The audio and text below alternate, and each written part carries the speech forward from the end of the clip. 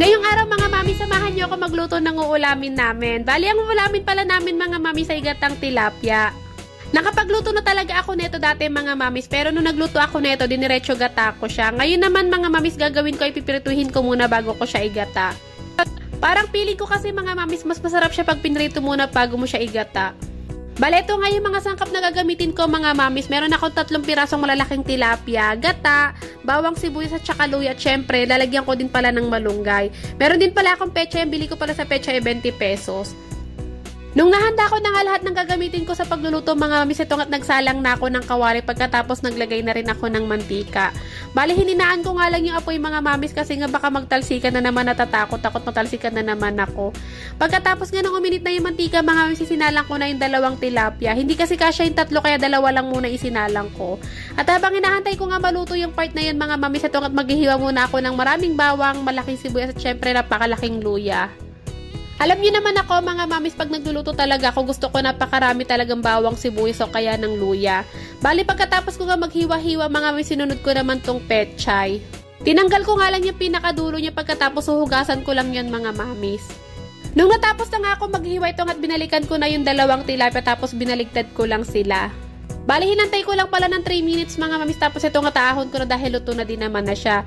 Hindi ko na nga papapakrispihin ng gusto mga mamis kasi nga igagata ko pa naman yan. Nung naiahon ko na nga yung tilapia ang 2 mga mamis, ito nga't isinalang ko naman yung isa.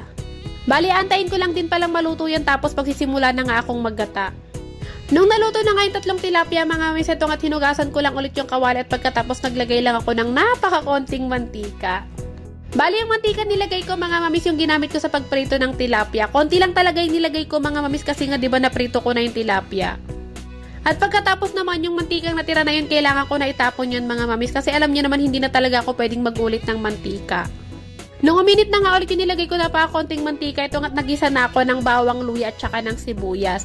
Bali, halo-haloin ko nga lang yan mga mamis hanggang sa medyo maluto sila o lumabas yung kaluluwa nila.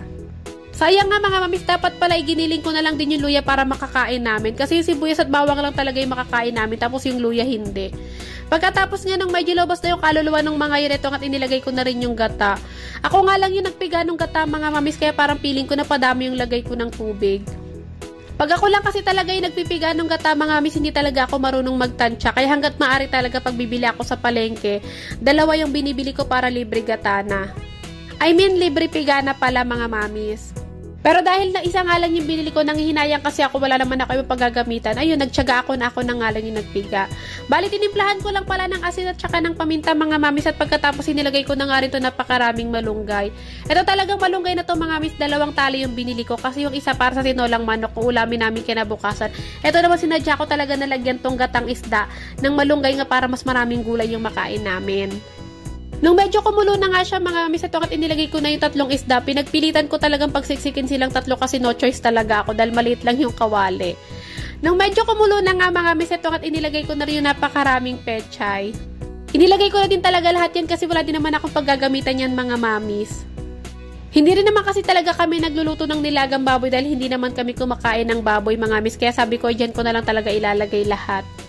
Pinakuluan ko nga lang ulit ng 3 minutes mga mamis at ito na nga yung naging itsura ng aking gatang tilapia. O diba mukha talaga siyang masarap.